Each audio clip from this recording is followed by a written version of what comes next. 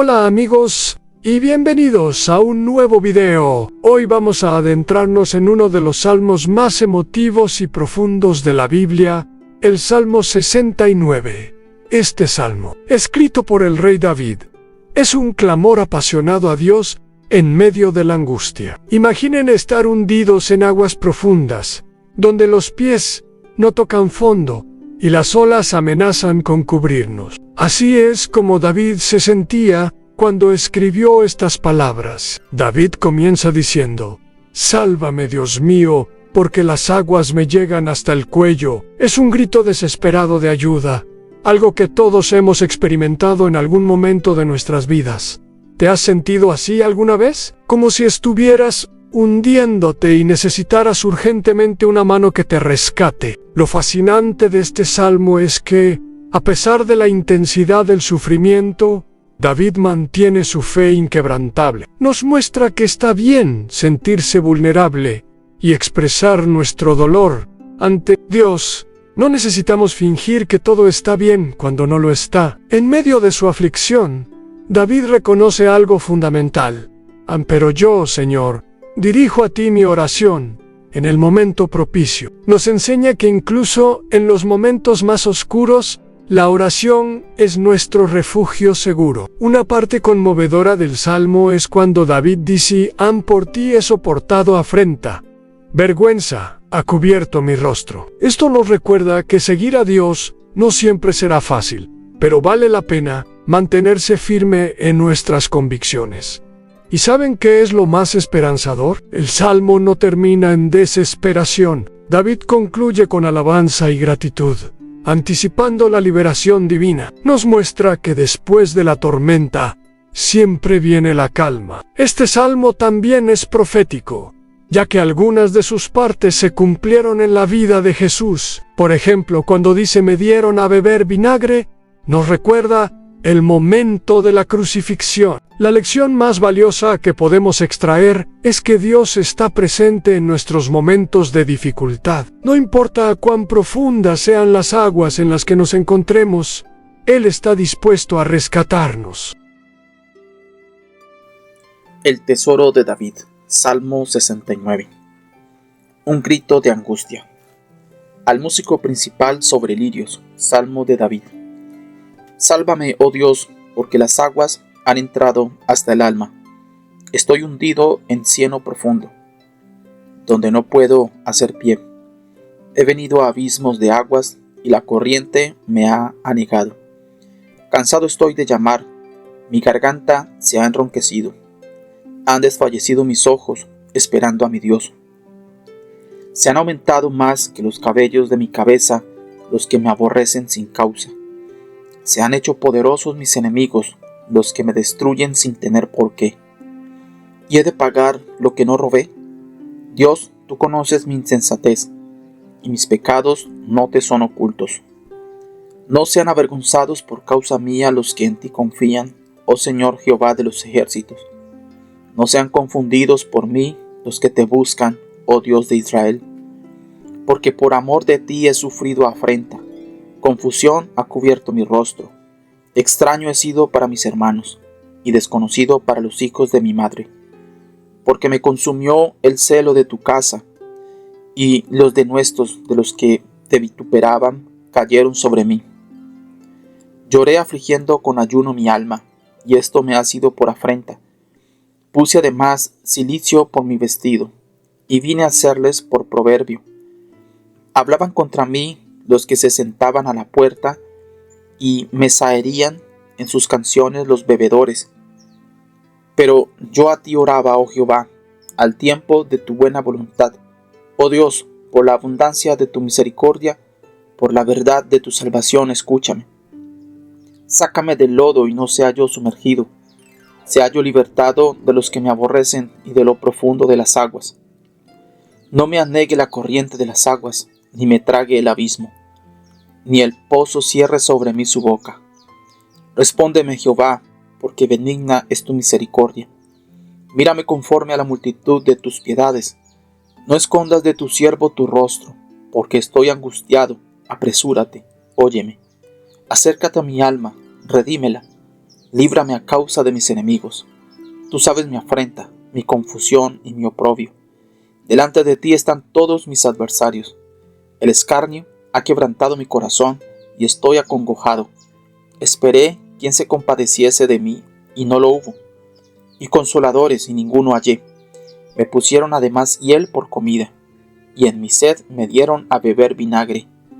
Sea su convite delante de ellos por lazo, y lo que es para bien por tropiezo.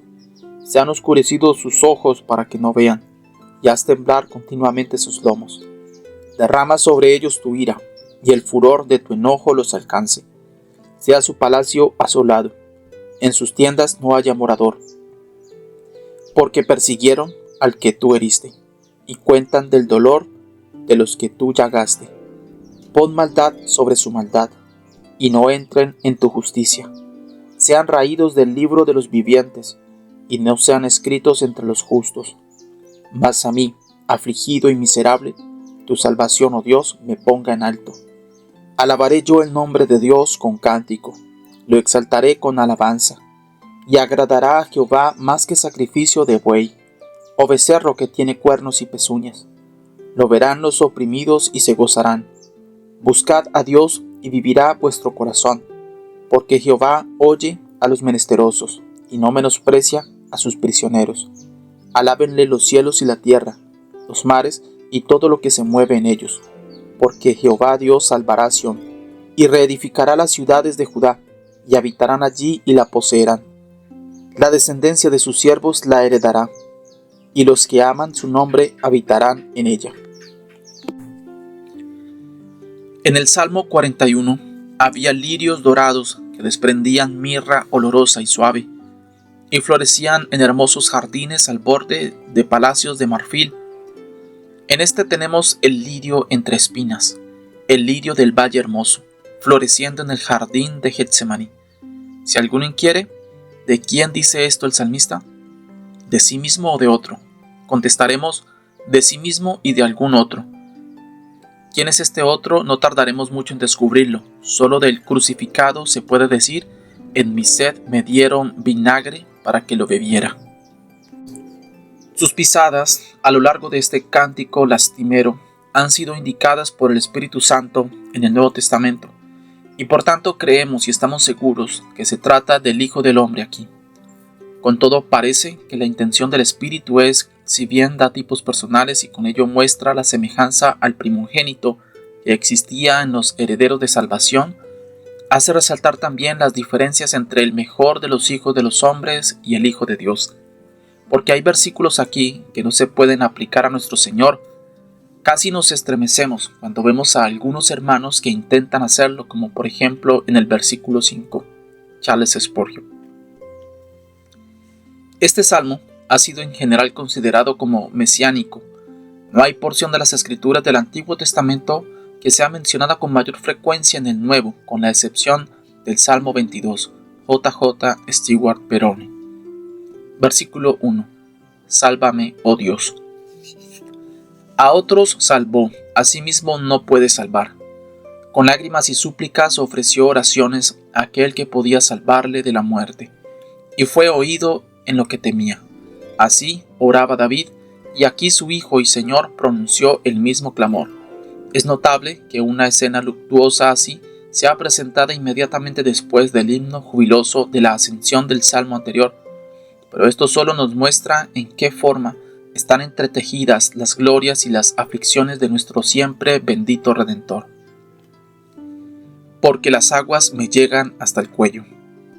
La angustia corporal no es su queja principal. Empieza no con la bilis que le amargaba los labios, sino con la aflicción poderosa que partía su corazón. Todo el mar que se halla fuera de un navío es menos de temer que el que se encuentra dentro. En todo esto, Él simpatiza con nosotros y es capaz de socorrernos, como cuando Pedro empezó a hundirse y gritó, Señor, sálvame que perezco. Versículo 2. Estoy hundido en el cieno profundo, donde no puedo hacer pie. Todo cedía bajo los pies del sufriente. Él no podía hacer pie en parte alguna como apoyo. Este es el destino del que se ahoga. El pecado es como cieno en su suciedad, y el alma santa del Salvador tiene que haber aborrecido incluso esta conexión con Él, que era necesaria para su expiación. Charles Spurgeon. Me hundo, no puedo hacer pie. Vi verdaderamente que había motivo de regocijo para aquellos que echan mano de Jesús. En cuanto a mí, me veía impedido de hacerlo a causa de mis transgresiones, y me había quedado sin lugar donde poner el pie o agarrarme, entre los puntos de apoyo que hay en la preciosa palabra de vida. Y verdaderamente, ahora sentía que me hundía en lo profundo, como una casa cuyos cimientos han sido destruidos. Consideré mi condición como la de un niño que ha caído en una acequia de molino, y aunque golpea el agua y salpica con todo, no haya dónde agarrarse o poner el pie, por lo que al fin ha de morir en esta condición. John Bunyan. He venido al fondo de las aguas, y me arrastra la corriente. Nuestro Señor no era un sentimental desvaído. Sus males eran reales, y aunque los soportaba heroicamente, pese a todo eran terribles incluso para Él. Detuvo el torrente de la ira del Omnipotente para que nosotros pudiéramos gozar para siempre del amor de Jehová. Charles Spurgeon. Versículo 3. Mi garganta se ha enronquecido. Son muy pocos los santos que siguen a su Señor en una oración hasta ese punto. Por desgracia, es más probable que nosotros nos quedemos enronquecidos hablando de frivolidades con otros hombres que suplicando a Dios. Sin embargo, nuestra naturaleza exige más oración que su perfecta humanidad podía necesitar. Sus oraciones deberían impulsarnos a sentir más fervor. Han desfallecido mis ojos esperando a mi Dios. Hay ocasiones en que deberíamos orar hasta que la garganta haya enronquecido y los ojos desfallezcan. Solo así podemos tener comunión con Él en sus sufrimientos. ¿Cómo? ¿No hemos podido velar con Él ni una hora? ¿Se retrae la carne?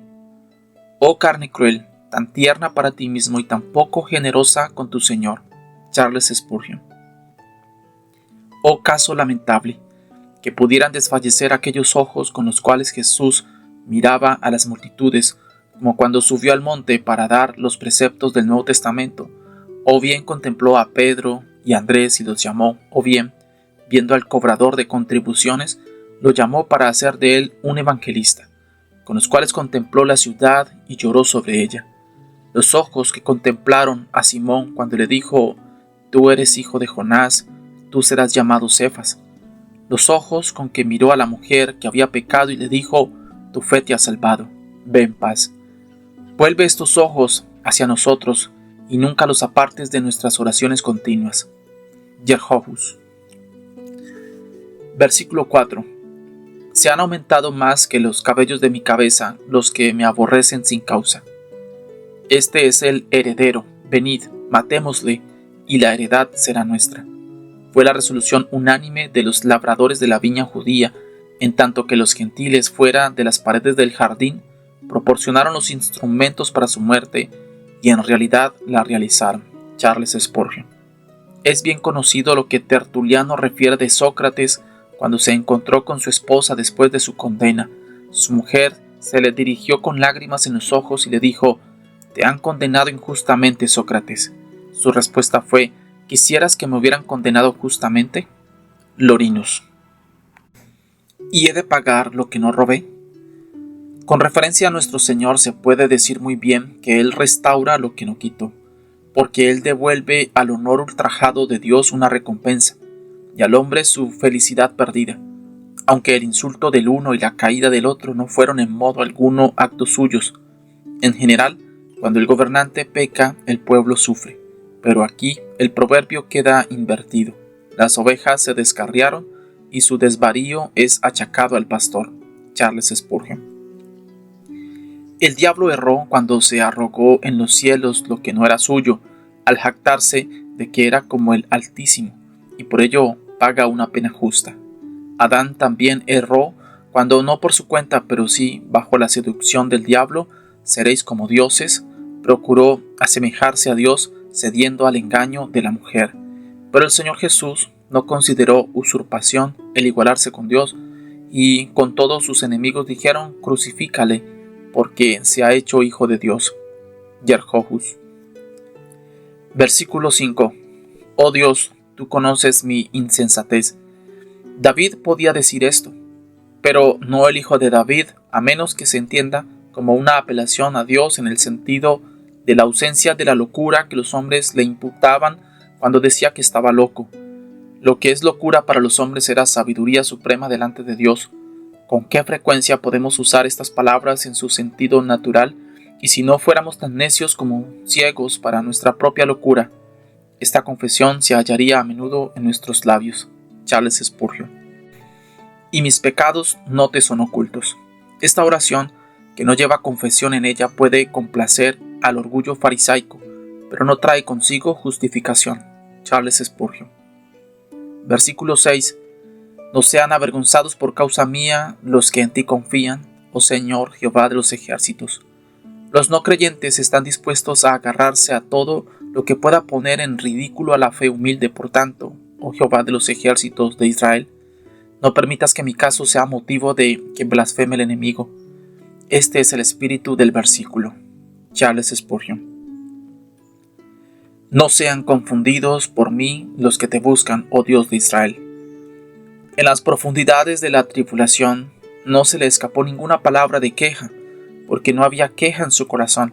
El Señor de los mártires fue testimonio de una buena confesión. Fue corroborado en la hora del peligro y salió más que vencedor, como haremos nosotros también si echamos mano firmemente en nuestra confianza hasta el final. Charles Spurgeon. Versículo 7. Porque por amor de ti he sufrido afrenta. Porque se propuso hacer la voluntad de su Padre y enseñar su verdad, el pueblo estaba indignado. Porque declaró ser el Hijo de Dios, los sacerdotes estaban airados. No podían hallar falta en él, pero se vieron forzados a inventar una acusación falsa para poder someterle a proceso ante el Sanedrín. El fondo de la disputa era que Dios estaba con él y él con Dios, en tanto que los escribas y fariseos buscaban solo su propio honor. Charles Spurgeon. La vergüenza ha cubierto mi rostro. No hay nada que una naturaleza noble aborrezca más que la vergüenza, porque el honor es una chispa de la imagen de Dios, y cuanto más clara es la imagen de Dios en uno, más es aborrecida por él la vergüenza.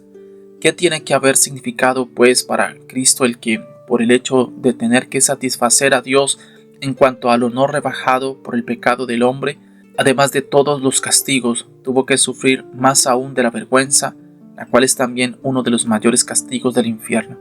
Thomas Godwin. Versículo 8. He venido a ser un forastero para mis hermanos.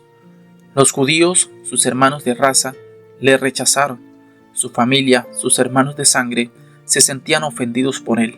Sus discípulos, sus hermanos en espíritu, le abandonaron y huyeron. Uno de ellos le vendió, y el otro le negó entre juramentos y maldiciones.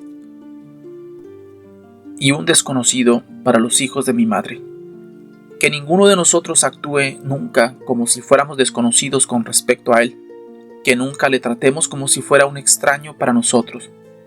Más bien, resolvamos ser crucificados con él y que la gracia haga un hecho de la resolución. Charles Spurgeon. Versículo 9. Porque me devora el celo de tu casa. El celo por Dios es tan poco entendido por los hombres del mundo que siempre atrae oposición sobre los que son inspirados por él.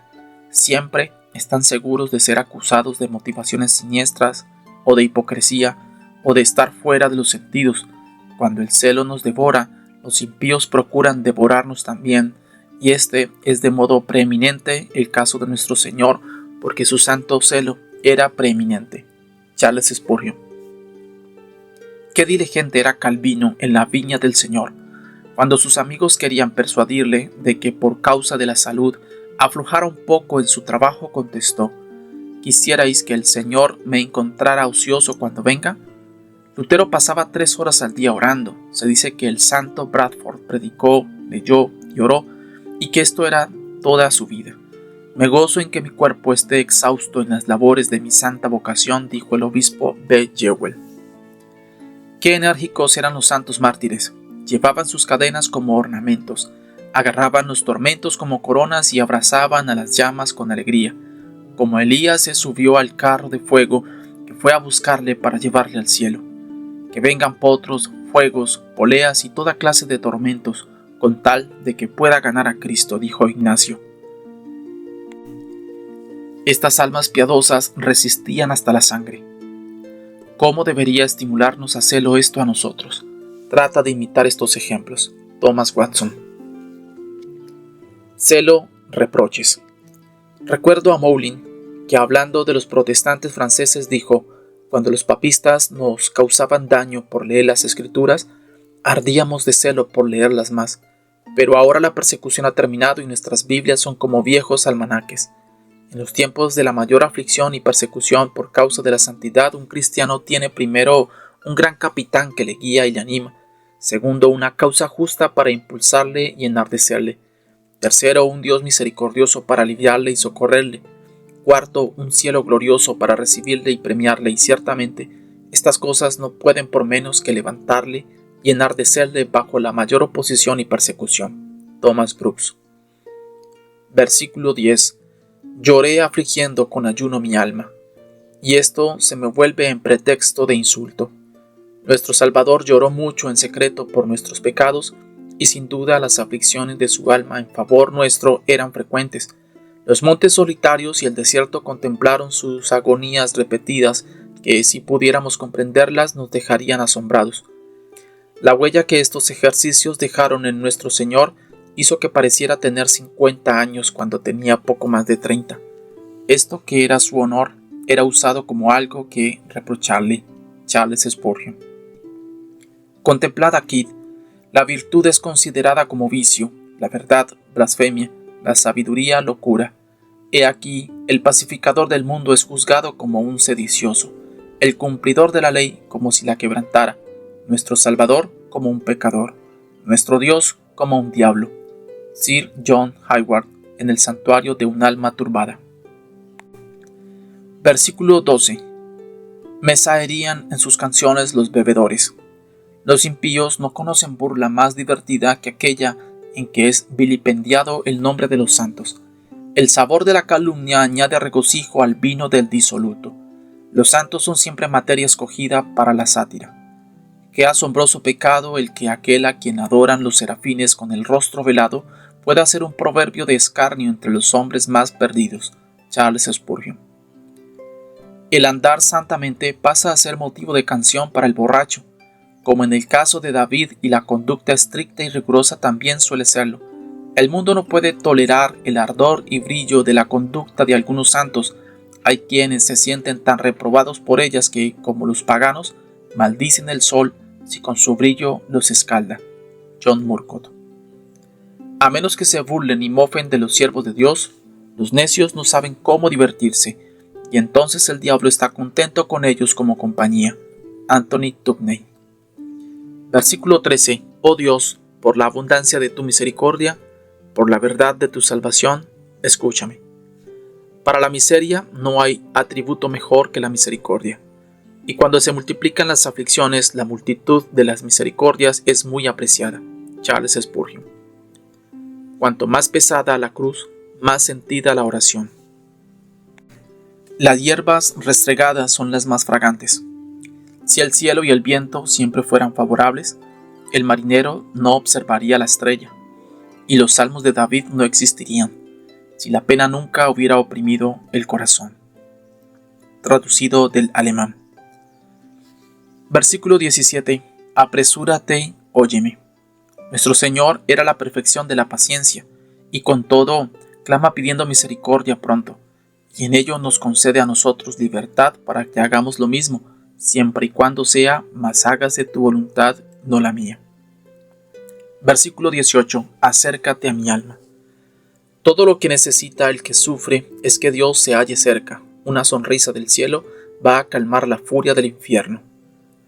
Versículo 19. Delante de ti están todos mis adversarios. Todo el vicio y las compañías disolutas están ahora presentes ante tus ojos. Judas y su traición, Herodes y su astucia, Caifás y su consejo vil, Pilato y su vacilación, los judíos, sacerdotes, pueblo, gobernantes, todo, tú lo ves y lo juzgas. Versículo 21. Y en mi sed me dieron a beber vinagre. El trago ofrecido a los criminales fue ofrecido también a nuestro Señor inocente, una poción amarga para nuestro Señor moribundo. Triste agasajo el que hacía la tierra a su Rey y Salvador. Con qué frecuencia nuestros pecados han llenado la copa de hiel de nuestro Redentor. Aunque acusamos a los judíos, no nos excusemos a nosotros. Charles Spurgeon. Versículo 22. Las imprecaciones de este versículo y de los siguientes son repelentes solo si las consideramos como la expresión de un egoísmo maligno. Si fueron pronunciadas por Dios, no sobresaltan la sensibilidad del lector, ni tampoco si son consideradas como el lenguaje de una persona ideal representando a toda la clase de víctimas justas y particularmente a aquel que, aunque oró por sus verdugos en su agonía según Lucas 23-24, antes había aplicado las palabras de este mismo pasaje a los judíos incrédulos en Mateo 23-38, como hizo Pablo más tarde en Romanos 11, 9 y 10. La doctrina general de la retribución providencial, lejos de quedar confinada al Antiguo Testamento, es enseñada de modo más claro en las muchas parábolas de nuestro Salvador, Mateo 21:41, Mateo 22:7 y Mateo 24:51. Joseph Addison Alexander. Que se convierta su mesa en una trampa. Esto es como recompensa por su inhumanidad y crueldad hacia mí. Michaeli muestra de qué modo tan exacto estas combinaciones se cumplieron en la historia del sitio final de Jerusalén por los romanos. Muchos millares de judíos se habían reunido en la ciudad para comer el Cordero Pascual, cuando Tito inesperadamente hizo un ataque sobre ellos. En este sitio perecieron miserablemente la mayor parte de los habitantes de Jerusalén. William Walford. Versículo 23. Se han oscurecido sus ojos para que no vean. Los ojos que no ven la hermosura en el Señor Jesús, sino que derraman su ira sobre Él, pueden muy bien ser oscurecidos hasta que la muerte espiritual los lleve a la muerte eterna. Versículo 24. Derrama sobre ellos tu ira. ¿Qué puede considerarse demasiado severo como castigo para aquellos que rechazan al Dios encarnado y rehúsan obedecer los mandamientos de su misericordia? Merecen ser inundados por la ira y lo serán. Para todos los que se rebelan contra el Salvador, Cristo el Señor, la ira viene hasta lo sumo. Primera de Tesalonicenses 2:16. La indignación de Dios no es una bagatela. La ira de un ser justo, santo, omnipotente e infinito ha de ser temida por encima de todas las cosas. Una sola gota de ella consume, pero que sea derramada sobre nosotros tiene que ser espantoso de modo inconcebible. Oh Dios, ¿quién conoce el poder de tu ira? Versículo 27. Pon maldad sobre su maldad. Los infieles añadirán pecado tras pecado y con ello castigo tras castigo. Esta es la imprecación o profecía más severa de todas. Charles Spurgeon. El pecado, cuando llega a cierto punto, pasa a ser su propio castigo. Si un glotón está sentado frente a una mesa bien provista, después de un par de horas de haber llenado su estómago, estará sufriendo un castigo intolerable. Si un borracho se ve forzado a beber más y más por causa de la compañía de otros que beben más que él, ¿hasta qué punto es una carga para sí mismo y la burla de sus compañeros? Si un perezoso se ve confinado 3 días en su cama, ¿cuán pesada va a resultarle esta cama? Porque una persona ociosa se cansa más de su ociosidad que otra persona de su trabajo. Samuel Annesley en Ejercicios Matutinos. Y no entren en tu justicia. Los que prefieren el mal tendrán lo que han elegido. El hombre que desprecia la misericordia divina no se ve forzado a aceptarla. Charles Spurgeon. Versículo 28. Sean borrados del libro de la vida y no sean inscritos con los justos. Llegamos a la cuestión de si el tener los nombres escritos en el cielo es una seguridad infalible de la salvación, o si puede ser borrado algún nombre registrado allí. La verdad es que ninguno inscrito en el cielo puede perderse para siempre. Sin embargo, algunos objetan a este versículo, de donde infieren que algunos nombres registrados alguna vez pueden ser borrados, pero esta opinión proyecta dudas sobre Dios mismo, o bien le hace ignorante de las cosas futuras, como si no hubiera previsto el fin del elegido y reprobado, y por tanto hubiera errado al decretar que es salvo alguno que acaba no siéndolo, o bien que su decreto es mudable, excluyendo a aquellos que antes había elegido a causa de sus pecados ulteriores. De estas dos debilidades le vindica San Pablo: el fundamento de Dios está firme, teniendo este sello: el Señor sabe los que son suyos. Segunda de Timoteo 2:19. Agustín dice que no debemos entender que Dios escribe primero y luego borra, porque si Pilato pudo decir lo que he escrito y queda firme, ¿dirá Dios lo que he escrito lo borro y no permanece firme? Sus nombres son escritos, pues en el sentido de su propia esperanza de tener sus nombres allí, y son borrados cuando queda manifiesto a ellos mismos que sus nombres nunca tuvieron el honor de ser inscritos. Esto lo refuerza el mismo Salmo cuando usa la expresión: sean borrados del libro de la vida y no sean inscritos con los justos. De modo que el ser borrado de este libro es realmente el no haber estado inscrito nunca. El ser borrado al final es solo una declaración de que nunca habían sido inscritos en realidad. Thomas Adams. Versículo 29. Mas en cuanto a mí, afligido y miserable.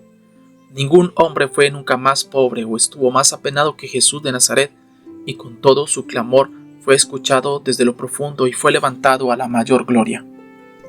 Tu salvación, oh Dios, me ponga en alto. Oh vosotros, tristes y afligidos, levantad la cabeza, porque como fue con vuestro Señor, así será con vosotros.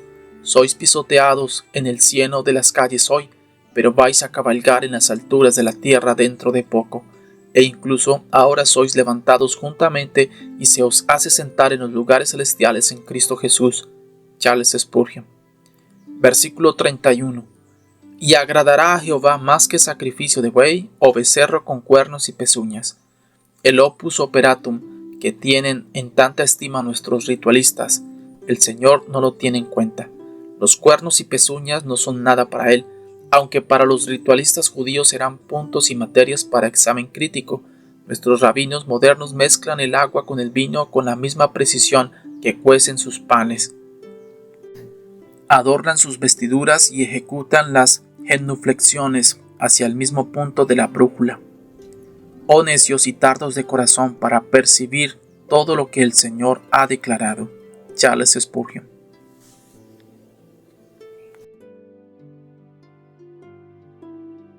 Amigos, cuando atraviesen momentos difíciles, recuerden las palabras de David en este salmo. La adversidad no es permanente, y la ayuda divina siempre está disponible para quienes la buscan con sinceridad. Si este mensaje te ha tocado el corazón, te invito a que lo compartas con alguien que pueda necesitarlo. A veces, una palabra de esperanza puede cambiar completamente el día de una persona. Antes de despedirnos, quiero agradecerles por dedicar este tiempo a reflexionar juntos. Si te ha gustado este contenido, no olvides darle like al video y suscribirte al canal para más reflexiones bíblicas como esta.